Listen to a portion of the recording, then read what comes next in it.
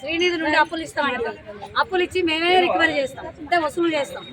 మేము పోయి ఎవరినైనా అడిగితే మా మీద లేనిపోని అబండాలు వేసి ఆర్పీలు అంటోళ్ళు అణిగి మణిగి ఉండాలి, మా చెప్పు చేతలలో ఉండాలి.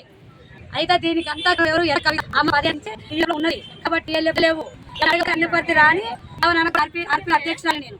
అయితే ఆమెను ఒకదాన్ని ముందే డబ్బులో రామారావుని ఆయన కృషి లేనుకొని వాళ్ళు చెప్పిర్రు. ఆయన మమ్మల్ని పైసలు అడిగిండు, నేను ఇయ్యానంటే ఇగో వీటికి పాటుపడుతున్నారు. పాటుపడి మా ఆర్పీలకు ఎవరెవరో సంఘాల ద్వారా చేపించి ఈమెదొకటి నాదొకటి ఇంకోరిదొకటి అందరికి మా మీద లేనిపోని అర్థాలు ఇందలేదు. కట్టించేది మేము, వసూలు చేసేది మేము, 100 పనులు ఆర్పీలకు చెప్తారు. మాకు ఇచ్చే జీతం 6,000.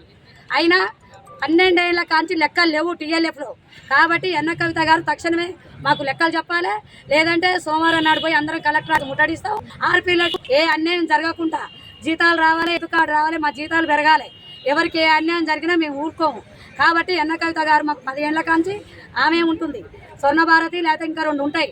అయితే ఆ రెండింటికి అందరు మారి అధ్యక్షురాలు ఆమె ఒక్కతే ఉంటుంది.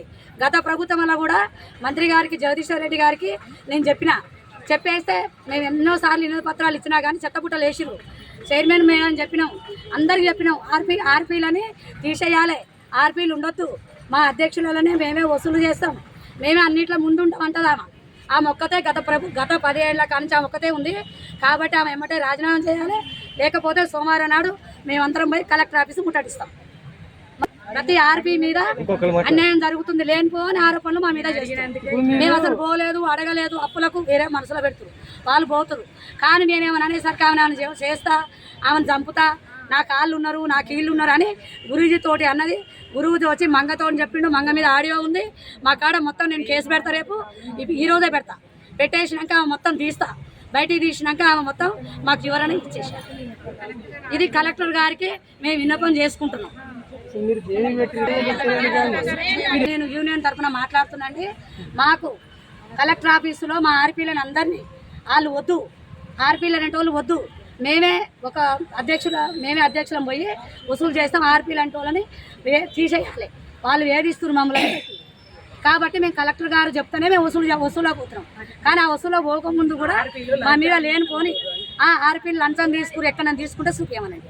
ఎవిడెన్స్ ప్రకారం మాట్లాడాలి. ఏదన్నా ఉంటే ఎవిడెన్స్ లేని ఊకనే పేపర్ వాళ్ళు వచ్చి రాసి మా మీద ఉందంటే ఎన్న కవిత గారట నన్ను చంపుద్దంట, ఆమె దేనికైనా వెనకాడదంట.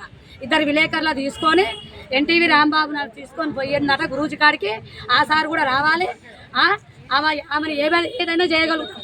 అన్నపర్తి రాని ఎన్న కవిత గారిని అన్నపర్తి రాని ఏదైనా చేయగలుగుతుంది. ఆమె శుద్ధికి ఎందుకు పోతుంది? ఆమె ఎన్నేళ్ళైనా ఉంటుంది, ఆమె ఇష్టమే అంతా. ఆమెదే రాజ్యం, మున్సిపాలిటీలో జరిగేది అదే రాజ్యం అవుతుంది.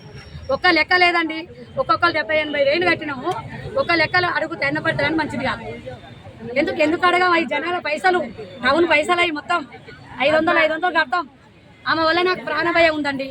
ఆమె అన్నట్టు మా కాడ అన్నీ ఉన్నాయి. ఎవిడెన్స్ ప్రకారం మాట్లాడుతున్నాను, ఎవిడెన్స్ ప్రకారం తీస్తా. రేపు మాత్రం కేసు పెట్టేస్తాం, ఇవాళనే పెడతాం. నిన్న న్యూస్లో ఒకటి వచ్చింది. అయితే మేమైతే కలెక్టర్ గారి ఆదేశానుసారమే కలెక్టర్ గారు కమిషనర్ గారు చెప్పడం టీఎంసీ మాకు ఏడమన్న రివ్యూ మీటింగ్ జరిగింది, శ్రీనిధి రివ్యూ మీటింగ్ జరిగింది. ఎక్కడెక్కడైతే పెళ్లి తీసుకొని సంవత్సరాల కొద్దిగా కట్టని వాళ్ళు ఉన్నారో వాళ్ళ దగ్గరికి వెళ్ళి రికవరీ చేయమని మాకు చెప్పారు. మేము కలెక్టర్ గారి ఆదేశానుసారమే మేము వాళ్ళ ఇళ్ల ముందరికి కట్టని వెళ్ళి వాళ్ళేమో డబ్బుల ధోరణి ఉండిమెలితే మళ్ళీ దూషిండు ఇట్లా అబడాలు వేస్తూ మా మీద లేనిపోని చెప్పేసి మాకు సాక్షి అంటే ఏదన్నా విషయం చెప్పేటప్పుడు ఎవిడెన్స్ అనేది ఉండాలనే ఇంత జ్ఞానం కూడా లేకుండా న్యూస్లలో వేయడం అయితే చాలా బాధాకరం అవుతుంది. ఆర్పీలకు వచ్చేది అతి తక్కువ జీతం. మేము ప్రజాసేవ చేసినట్టే చేసి 40 లక్షలు 50 లక్షలు శ్రీనిధి కొట్టించి ఆ రికవరీ చేసే ధోరణిలో మేము పోయే మాకు ఉండేది పోయి